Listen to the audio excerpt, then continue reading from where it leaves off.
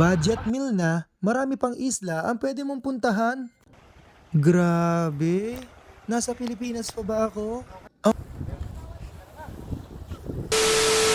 Kasalese ng kasalese. At ngayong gabi nga pala ay papunta na kami sa aming meeting place kung saan kami magkikita-kita ng mga susundo sa amin papuntang Burias Island. At heto na nga, binababa na namin ang aming mga gamit. Akala mo naman pang isang buwan ng aming bakasyunan. At bago pa nga dumating yung mga susundo sa amin, ay pumunta muna pala kami sa 7-Eleven para bumili ng mga chichirya at inumin para kung sakaling magutom kami sa biyahe ay meron kami kakainin. At heto na nga si Boss Gucci, namimili na kung ano yung bibilhin namin. At pagkatapos nga namin mamili ay lumabas na kami dahil nandun na daw sa labas yung mga magsusundo sa amin. At pagkalabas nga pala namin ay sinalubong agad kami ng mga to. Sila pala yung mga magsusundo sa amin. Dito nga pala ay naglalakad na kami papuntang van. Medyo malayo-layo rin pala yung kanilang pinagparkingan.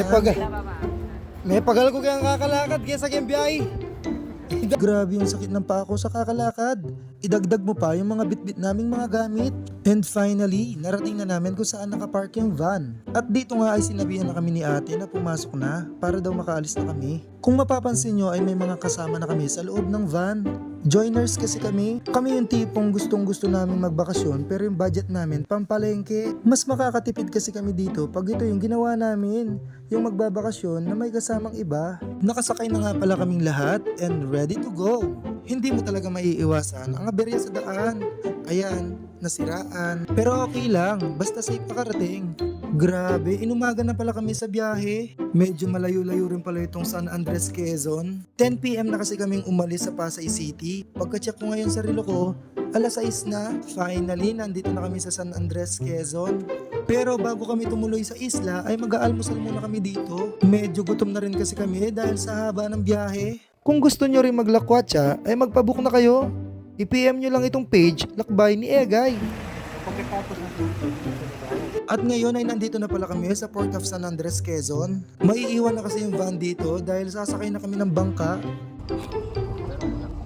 Dito nga ay binababa na namin lahat ng mga gamit namin.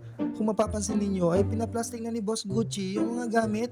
Kasi sabi ng driver ng van, mababasa yung mga gamit namin pag bumiyahin na yung bangka. At dito kung mapapansin ninyo si Boss Gucci, isa-isa na nilalagay ang mga gamit namin sa plastic. After nga mailagay lahat sa plastic, ay kinuha na ng mga pajak driver ang mga gamit namin para maisakay sa kanilang bisikleta. Medyo malayo-layo rin kasi yung bangka na sasakyan namin.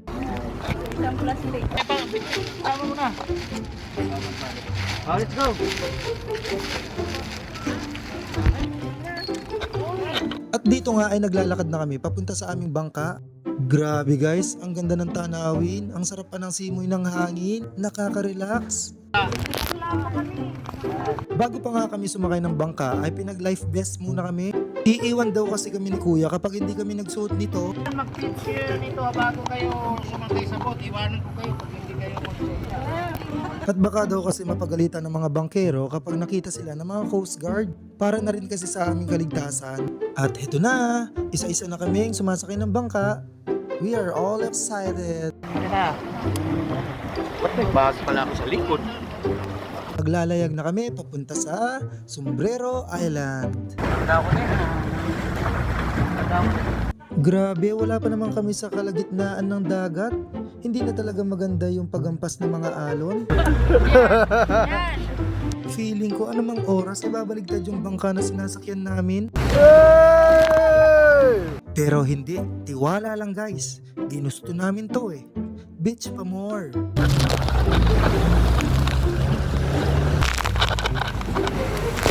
Hindi pa man kami nakakarating sa isla ay basang-basa na talaga kami. Buti na lang talaga ay nakaplastic yung mga gamit namin. Dito ay may nakasabay pa pala kaming isang bangka. Papunta rin pala sila sa Sombrero Island. Makikita nyo talaga yung pagampas ng mga alon.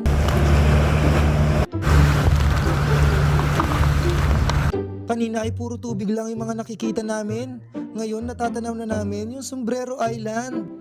Kaya pala tinawag tong Sombrero Island kasi mukhang sombrero. At heto na nga, natatanaw na namin ang buong isla. Napakaganda.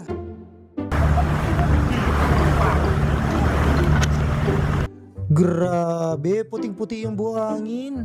Hindi na namin kailangan pumunta ng Boracay para lang makakita ng white sand. Pagbaba na pala kami ng bangka para maayos na rin namin yung mga gamit at tent namin. Pagbaba nga namin ng bangka ay amaze na amaze yung mga kasama ko. Sino ba naman ang hindi ma-amaze sa sobrang ganda ng mga tanawin? Where kayo nito ha? Kasi Pero grabe din yung init dito. Halos 2 oras lang kami nagbiyahe papunta dito sa isla. Ganito na yung naging resulta sa balat ko. Kung dati ay half cook lang yung balat ko, ngayon overcook na. Beach pa more.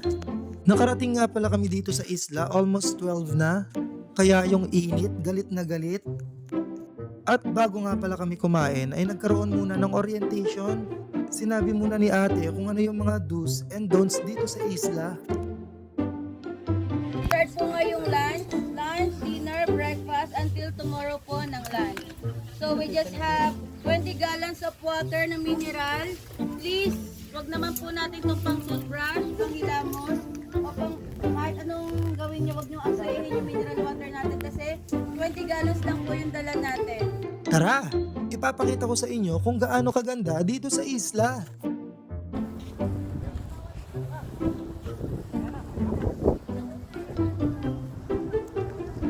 Naka-assemble na nga rin pala yung mga tent na gagamitin namin.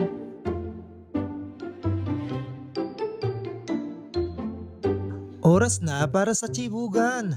Tara, kain! Pagkatapos nga pala ng 1 oras ay sumakay ulit kami sa bangka dahil mag-i-start na ang aming island hopping.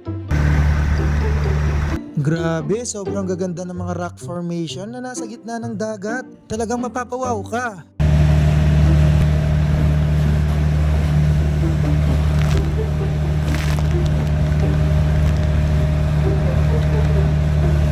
Ang sarap talagang sumakay ng bangka, lalo na kung kalmado yung dagat. At dito ay natatanaw na namin yung unang isla na pupuntahan namin.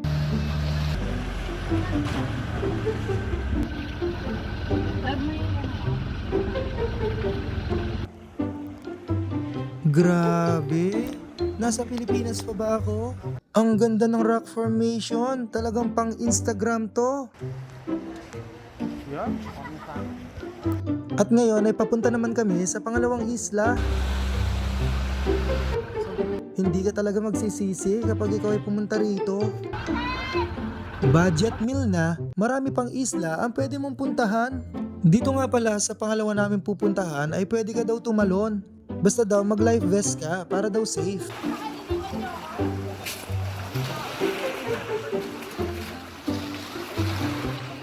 At kapag naman napunta ka doon sa pinakataas ng bato ay makikita mo talaga ang full view ng dagat.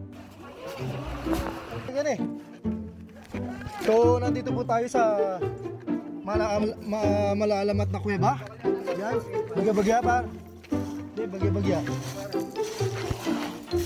Wow.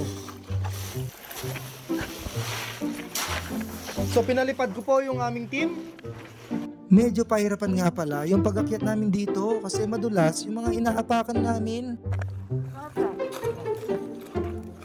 At yung tubig dito, grabe, asul na asul yung kulay. Napakalinis tingnan. Napakasaya ng adventure namin dito, sobrang nakaka-enjoy. Dito ay papunta na kami sa pangatlong isla. Medyo malayo nga lang yung mga isla na pinupuntahan namin, pero nakaka-enjoy naman sa biyahe. Sabi ng mga bangkero namin, doon daw sa itaas ng bundok, magandang mag-picture taking. Maniwala. Grabe! Totoo nga yung usap-usapan. Napaka-perfect ng view para sa picture taking. Sa palagay ko, taon-taon na akong pupunta dito kasi hindi nakakasawang puntahan to. Ngayong araw, pangalawang araw na namin dito sa isla.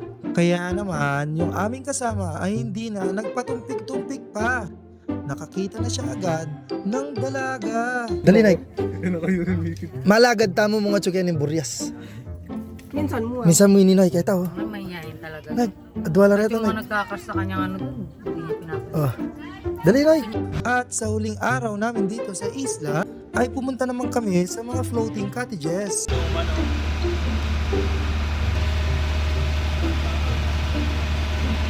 Ito yung mga cottage na lumulutang sa gitna ng tubig.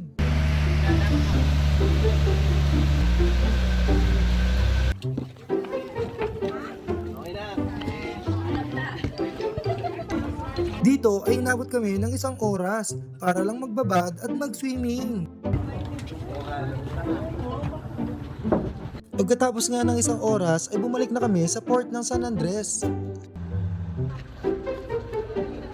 Mula sa floating cottage hanggang dito ay inabot kami halos ng 30 minutes. Pagbaba nga namin ng bangka ay nakaabang na agad ang mga padjak drivers. Sila kasi yung magdadala sa inyo sa mga bahay kung saan kayo magbabanlaw. 2 tao nga lang pala ang kasya sa isang padjak. And finally, nandito na pala kami sa bahay kung saan kami magbabanlaw.